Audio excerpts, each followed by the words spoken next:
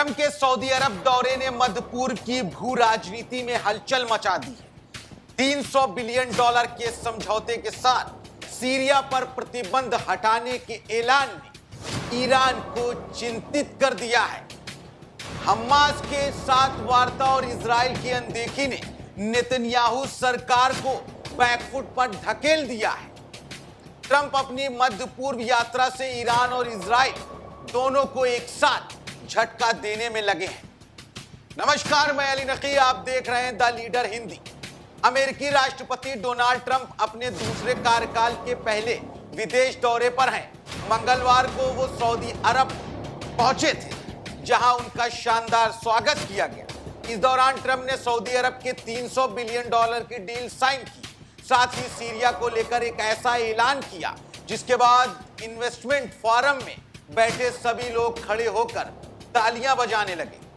Donald Trump ने ऐलान किया कि वो सीरिया पर लगे सभी प्रतिबंध हटा देंगे और कहा कि अब समय आ गया है कि देश सीरिया आगे बढ़े, जिसे सालों से विनाशकारी गृह युद्ध से तबाह होने के बाद अपनी ध्वस्त अर्थव्यवस्था को फिर से जिंदा करने का खास मौका मिलेगा। खबर है कि बुधवार को सऊदी अरब में ही डोनाल्ड ट्रंप से सीरिया के अंतरिम नेता अल शरा मुलाकात कर सकते हैं। यह संभव सऊदी अरब के क्राउन प्रिंस मोहम्मद बिन सलमान की वजह से हो पाया है। सीरिया और अल शरा के लिए अमेरिका का नर्म रुख ईरान के लिए चिंता का सबब बन सकता है, क्योंकि सीरिया का मजबूत होना सीधे तौर पर ईरान का क्षेत्र में प्रभाव कम करेगा। साथ ही उसका संपर्क लेबनान से भी काट सकता है। वहीं ये इजराइल के लिए अच्छा संकेत नहीं है, क्योंकि ईरान अपनी सीमा पर किसी भी मुस्लिम देश को स्थिर नहीं देखना चाहता है, जिसके लीडर कट्टर इस्लामी विचारधारा से आते हैं। Likewise in Syria, which has seen so much misery and death, there is a new government that will hopefully succeed in stabilizing the country and keeping peace. That's what we want to see in Syria. They've had their share of travesty, war, killing, many years. That's why my administration has already taken the first steps toward restoring normal relations between the United States and Syria for the first time in more than a decade. I will be ordering the cessation of sanctions against Syria.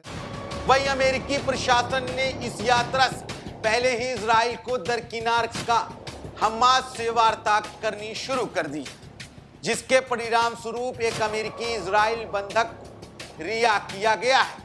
कयास लगाए जा रहे हैं कि Trump के Qatar दौरे पर Gaza युद्ध को लेकर भी बड़ा ऐलान हो सकता है। सीरिया से प्रतिबंध हटने के बाद सीरिया को मजबूत होने का मौका मिलेगा।